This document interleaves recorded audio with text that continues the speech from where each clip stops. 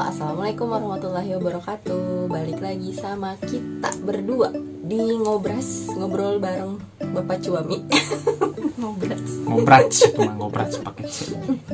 Ya, kali ini mau sharing sesuatu hal yang dulu pernah kita laluin di awal nikah, yaitu mungkin beberapa orang yang dekat sama kita udah pada tahu ya. Dulu waktu awal nikah kita pernah ketipu sama satu bisnis yang itu lumayan ngebuat kita ngedrop banget. Dan kali ini kita mau sharing pengalaman tentang itu, gimana cara survive-nya dan gimana cara keluar dari si apa itu namanya? Hutang. Si lingkaran hutang. Tapi sebelum kita ngomongin bagaimana cara survive-nya, ada satu hal yang penting yang harus kita bahas di video ini, yaitu apa sih kesalahan saya waktu itu sebagai pemula dalam bisnis yang menyebabkan bisnisnya hancur dan kemudian menanggung hutang puluhan juta yang menurut kami itu sampai hari ini pun masih teringat gitu. Itu sangat besar sekali gitu. Dan total berapa puluh sih? Ya 30. nanti kita jelaskan lebih jelas lagi. Jadi tetap stay tune di video ini. Oke, lanjut. Jadi awalnya itu di tahun 2000 berapa sih? 2014 akhir ya. 2014 akhir itu ada teman saya yang dia tinggal di daerah Kamojang Garut. Mungkin kalau yang kerja di perusahaan geotermal nggak asing ya dengan daerah Kamojang. Daerahnya sendiri enak, dataran tinggi, hawanya sejuk, dingin banget, dan intensitas cahaya mataharinya pun cukup gitu. Jadi daerah tersebut itu digunakan oleh teman saya ini untuk berbisnis. Dia ini membuat greenhouse. Jadi lahannya memang besar sekali. Mungkin lebih dari 1 hektar ya, lahannya itu sangat besar. Dia membangun 3 greenhouse dan dia menanam bibit kentang. Jadi bibit kentang granola, kita sebut sebagai G0 waktu itu. Jadi bisnis dia apa? Penanaman kentang yang nanti saat panen itu yang dipanen bukan kentang gede-gede yang untuk dibuat keripik ya, bukan, tapi kentang kecil-kecil yang menjadi bibit bagi pengusaha-pengusaha keripik kentang besar untuk ditanam lagi gitu. Jadi output dari bisnis tersebut adalah G0 tadi, kentang granola yang kecil sebagai bibit dari tumbuhan kentang yang besar-besar nantinya. Jadi fotonya dikasih. Ya, bisa lihat nanti ya foto-fotonya nanti. Nah, saat itu dia mengajak saya bisnis karena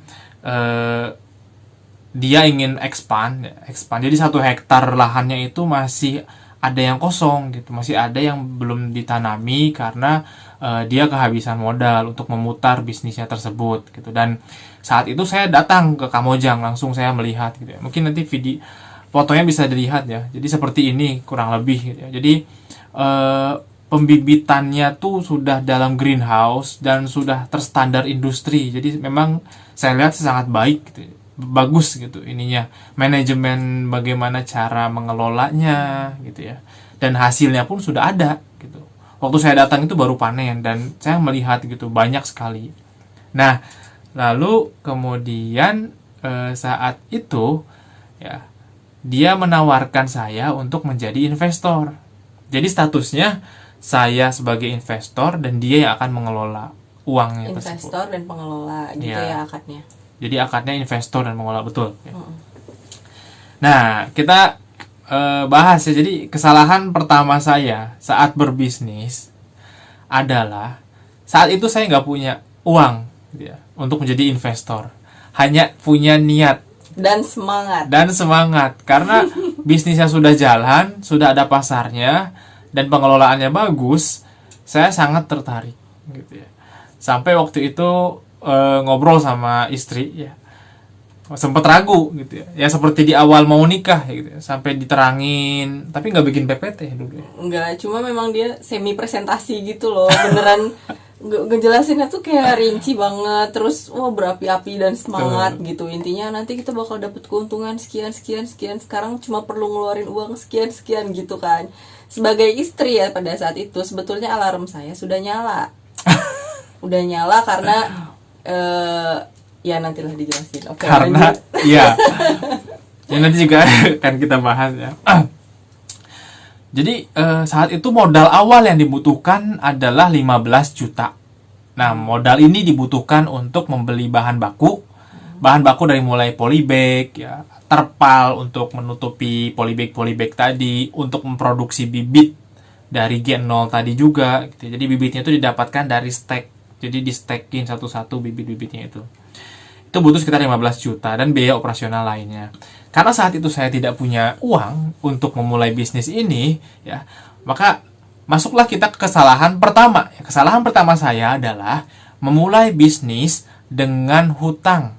Itu salah besar. Jadi ini sebelum terlambat buat yang mau mulai bisnis ya, dan kepikiran untuk memulai bisnis dari hutang, lebih baik batalkan.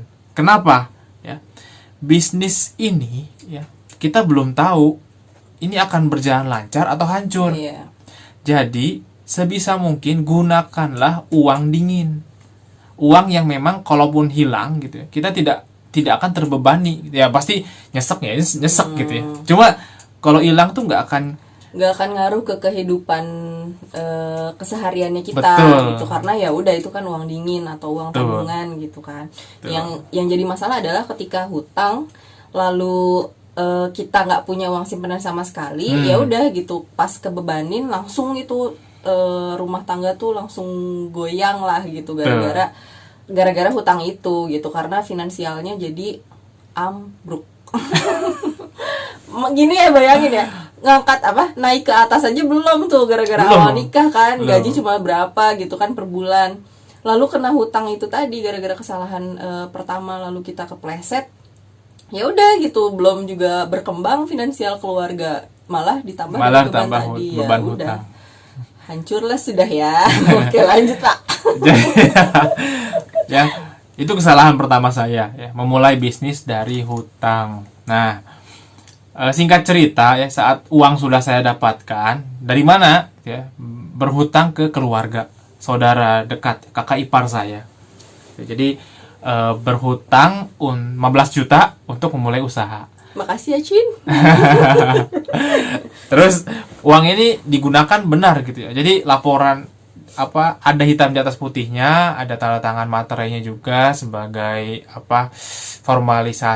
legalitas dari usaha yang kita jalankan waktu itu. Nah, dimulailah tuh petualangan bisnis kita, petualangan bisnis kami dengan modal 15 juta tadi gitu. Di bulan-bulan pertama reportnya lancar gitu ya. Reportnya bagus karena kan status saya yang sebagai pemodal itu saya masih sambil bekerja gitu. Jadi hanya mendapatkan report setiap bulannya dan sebulan sekali saya kontrol ke Kamojang gitu. Nah, sampailah tiba di masa-masa panen ya. Masa-masa panen di mana saat itu, nah saya melakukan kesalahan kedua, ya. Apa itu? Resign dari pekerjaan yang sekarang. Kenapa? Karena mau panen ya. Panennya itu lahannya besar dan butuh orang juga untuk panen. Dan yang kedua, saya butuh lebih fokus di usaha ini. Jadi harapan saya, dengan saya resign, saya bisa lebih terjun fokus di usaha ini sehingga bisa menguasai gitu. Jadi nanti nextnya bisa menangani sendiri gitu. Dan itu resign dalam kondisi belum dapat keuntungan apapun Belum. ya. Jadi dia tuh ngambil keputusan berani gitu langsung. Udahlah ini bisa kok buat keluar kerjaan, yuk fokus di bisnis kentang ini aja gitu. Betul. Padahal waktu itu keuntungan belum ada yang keluar sama sekali posisinya. Posisinya baru mau panen. Nah, baru panen. Kenapa resign? Nih, ada prospek keuntungan yang sudah kita hitung di awal. Jadi dengan modal 15 juta tadi, ya, dari pengalaman dia ya, teman saya ini sebagai pengelola selama bertahun-tahun, dia rata-rata dalam sekali panen itu dia bisa mendapatkan kotornya itu sekitar 70 juta. gitu. Jadi kalau dari kotornya saja 70 juta dibagi 2, 35, dari modal 15 juta saya bisa dapat keuntungan kotor 35 juta. Dengan uang tersebut pikiran saya sudah Udah kalah. udah kalap gitu ya. Jadi otak binatangnya yang lebih mendominasi gitu ya. Apa sih namanya otak binatang tuh? Otak binatang Ada di bagian sini tuh. yang di belakang. Instingnya. Jadi saya memutuskan untuk resign dengan bayangan 35 juta depan mata gitu ya. Nah, resign bener tuh ya. Terus saya ikut panen tuh, dan waktu panen memang bahkan waktu panen itu lebih dari rata-rata yang sudah kita hitung di awal gitu. Jadi banyak banget hasilnya, dan itu kita manen seminggu full gitu ya. Saya bolak-balik ke Kamojang, Rancaikek Kamojang tuh kan, apalagi dulu belum ada jalur baru ya. Naik motor lewat nostalgia lagi. lewat Majalaya, lewat tanjakan Monteng yang tanjakan itu hampir 90 derajat ya. Itu bener-bener ekstrim banget, jalan menuju sana juga ada ekstrim banget gitu ya. Nah, hasil panennya terlihat memang wah, ya itu kerat-kerat kuning besar yang sangat besar, itu ada puluhan gitu ya keratnya, dan isinya bibit kentang semua. Per satu biji kentangnya itu kita hargai 1.000 sampai 1.500 rupiah. Jadi setelah dihitung-hitung bahkan 100 juta pun nyampe gitu kalau kejual semua. Dan itu benar-benar wow gitu ya. Nah, jadi singkat cerita gitu ya. Ternyata setelah panen ya, ini mulai tercium ketidakberesan. Kenapa? Ada kesalahan ketiga. Belum. Oh, belum. Yang modal itu? Belum. Oh, belum. Oke, lanjut dulu. Jadi sebelum kesalahan ketiga ya, kita mencium bahwa ya, ini sudah berminggu-minggu hasil panen kita belum terjual saja gitu. Alasan dia sebagai pengelola belum ada yang nawar dengan harga pas. Belum ada yang Masih nawar dengan terlalu harga murah pas. gitu Iya, katanya. masih di angka 500 rupiah per bibitnya gitu. Sedangkan target kita 1.000 sampai 1.500. Ya. Nah, saat itu ya, karena memang sudah lama ya, berminggu-minggu ya, dan kondisi saya yang sudah resign ya, kemudian kita butuh uang ya. Kita butuh uang buat hidup ya. Sehingga saat itu saya memutuskan, udah ya, siapapun yang nawar dengan harga berapapun walaupun tadi 500 gitu ya, jual. Ya. Anehnya, sampai titik ini dia masih tetap tidak bisa menjual hasil panennya tadi gitu. Ada aja gitu. Ada aja alasannya ya. Ya dari mulai pembelinya sibuk gitu ya, lagi umroh. Ini benar ya, lagi umroh, terus pulangnya nanti baru bulan depan gitu ya. Terus ada juga yang orangnya tuh pengen nawar di bawah itu lagi gitu ya. Saya pada akhirnya udah pokoknya ya, kalau ada yang mau nawar kasih gitu. Sampai seperti itu gitu. Karena sudah lama dan tidak terjual-jual gitu. Dan saya melihatnya seperti tidak ada usaha dari dari dia sebagai pengelola untuk menjual ke orang-orang. Jadi promosinya tuh nggak ada gitu. Dan saat itu ya, justru saya terjebak dengan kesalahan yang ketiga ya.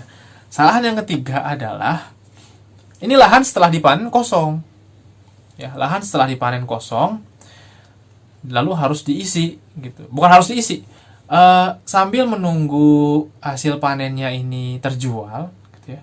Alangkah lebih baiknya kalau kita memulai lagi gitu ya. Memulai cycle yang kedua gitu. Jadi kesalahan saya yang ketiga adalah memulai kembali ya. Cycle yang kedua penanaman bibit kentang ini ya. Tapi yang pertama itu belum terjual, belum ada hasil. Jadi karena memang tadi yang saya katakan ya, kesalahan yang keempat nih ya, yang keempat adalah serakah. Jadi saya merasa bahwa wah, ini kalau bibit ini bisa terjual dan saya sudah mulai, dapatnya bisa lebih gede lagi gitu ya. Padahal uang nggak punya gitu. Jadi kesalahan saya yang keempat adalah serakah gitu. Dan itu yang kedua juga minjem lagi jadinya. Yang kedua juga minjem lagi. Dari mana modalnya? Minjem. Saudara lagi 15 juta lagi keluar. Jadi total 30 juta modal sudah keluar. Nah, yang kedua ini jalan. Terus yang pertama tiba-tiba dapat berita buruk Drama dimulai. Drama dimulai gitu ya. Dia telepon saya malam-malam telepon gitu ya. Kang, wah gawat gitu ya. Gudangnya kebobolan maling. Wah, jadi habis semuanya gitu ya. Cuma sisa beberapa kerat saja gitu. Cuma sisa 2 atau 3 waktu itu gitu ya. Panik tuh saya. Besok paginya saya langsung meluncur ke Kamojang. Saya cek langsung gitu ya. Di gudang tempat kita menyimpan hasil panen memang gemboknya itu hancur gitu. Seperti orang yang memaksa masuk gitu. Dan menurut keterangan dia bukan cuma hasil panen tapi motor juga hilang katanya gitu ya. Ya wallahu alam. Apa enggak sampai sekarang juga nggak tahu buktinya itu betul apa enggak gitu. Cuma ya udah.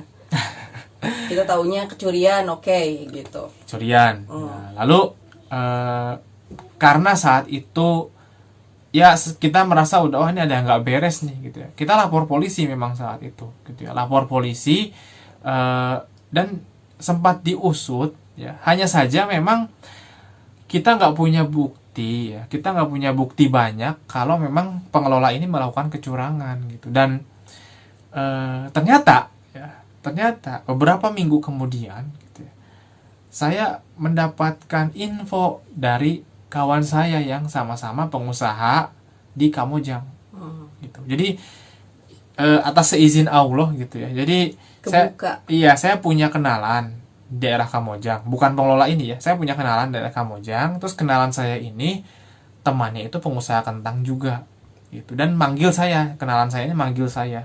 Kumpullah kita bertiga. Lalu dikenalkan saya sama sesama petani kentang yang temannya pengelola ini gitu. Di situ dia cerita gitu, Kang, yang kemarin hasil penjualan bagus nggak? Loh saya kaget gitu. Penjualan dari mana? Kan hilang, dicuri gitu. Ternyata dia melihat sendiri kalau hasil panennya itu sudah dijual. Sampai sekarang tuh aku kalau inget itu ya kayak masih ya gitulah ya. Jadi ini harusnya di sini ada background petir nyambar gitu. Ada, nanti aku tambahin. Jeng ya, ternyata faktanya seperti itu ya. Dijual tanpa sepengetahuan suami saya sebagai investor gitu. Itu kan udah gila ya, berarti udah terang-terangan maksudnya. Oh ya udah berarti dia udah nggak amanah dan main belakang. Betul. Dan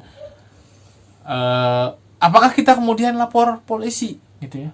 Sayangnya saat itu kita nggak punya bukti ya.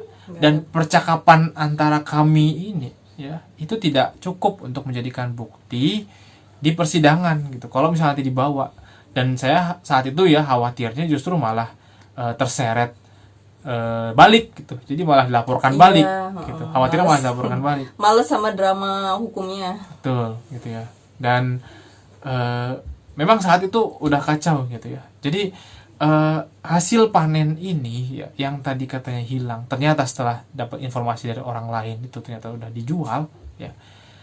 Pembelinya itu ternyata pengusaha kentang yang dia nyewa lahan PTPN di daerah Garut juga, daerah situ juga gitu ya. Dan sudah dia tanam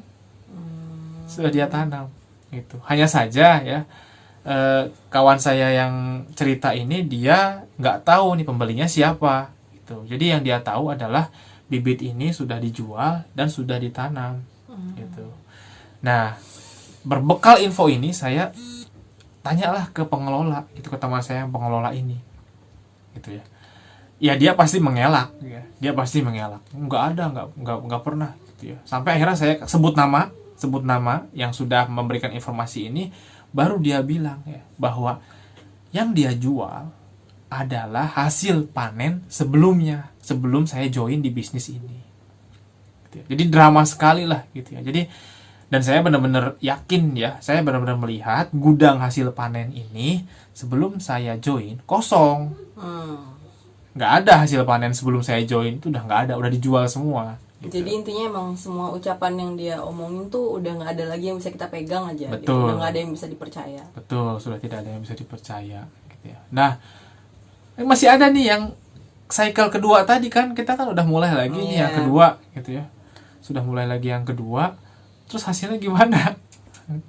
Tidak ada panen yang kedua. Kenapa sih waktu itu nggak ada panen? Curah hujan tinggi alasannya tuh. Ya, jadi memang saat itu musim hujan benar ya. Saat itu masuk musim hujan benar gitu ya. Dan curah hujan tinggi sehingga mayoritas tanamannya busuk gitu. Dan di titik itu saya udah benar-benar males harus manen lagi gitu. Dengan semua drama di depan tadi gitu ya. Dan saya melihat bahwa tanamannya pun sudah mayoritas sudah hancur ya. Udah hancur. Jadi seperti benar-benar seperti teguran dari Allah itu benar-benar bertubi-tubi gitu ya. Nih ya, kamu serakah. Ya, planningnya nggak jelas ya. Ngutang buat bisnis, langsung tuh ditegur sama Allah itu langsung bertubi-tubi ya. Sampai akhirnya itu hasil panen yang kedua sama sekali saya nggak pegang gitu.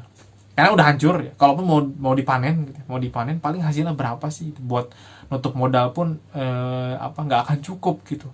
Itu pun kalau kejual gitu. Yang pertama aja kayak tadi kasusnya gitu, hilang entah kemana gitu. Nah, dari pihak sana gitu yang aku dengar tentang kasus ini tuh juga ternyata menyalahkan kita gitu ya. Dramanya dari sana tuh bilang kalau kita tuh nggak mau tanggung rugi bareng sebagai Betul. investor, dibilang Betul. gitu. Padahal kan kerugian harusnya ditanggung bersama, katanya gitu. Padahal kan dari awal yang kita gugat itu bukan kerugiannya, tapi kebohongannya itu loh. Betul. Gitu. Kenapa sampai bohong? Ya Betul. udah.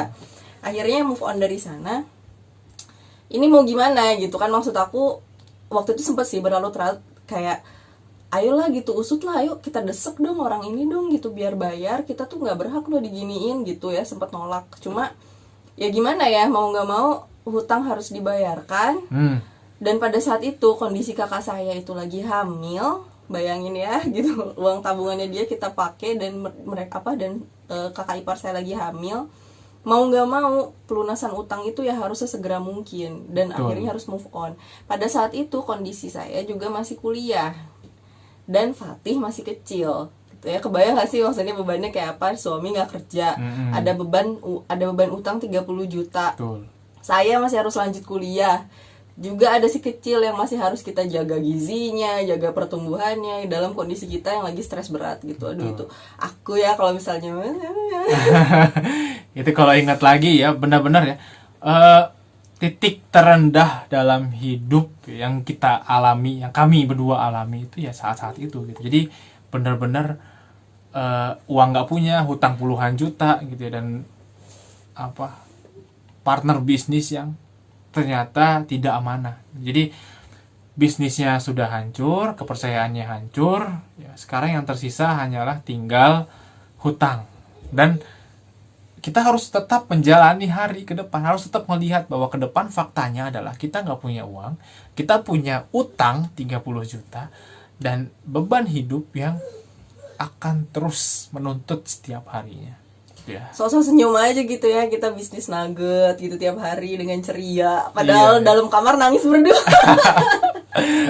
Melek berdua, ini gimana ya gitu ke depannya. Tapi ya jalanin dan alhamdulillah jadi selesai. ya.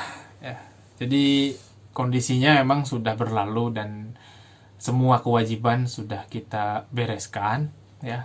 Nanti akan kita bahas terpisah ya, gimana cara kita melunasi hutang puluhan juta dengan drama-drama di dalamnya ya, termasuk juga apa sih yang sudah kita lakukan ya, untuk pengorbanan apa sih yang harus kita lakukan untuk melunasi hutang-hutang tersebut ya.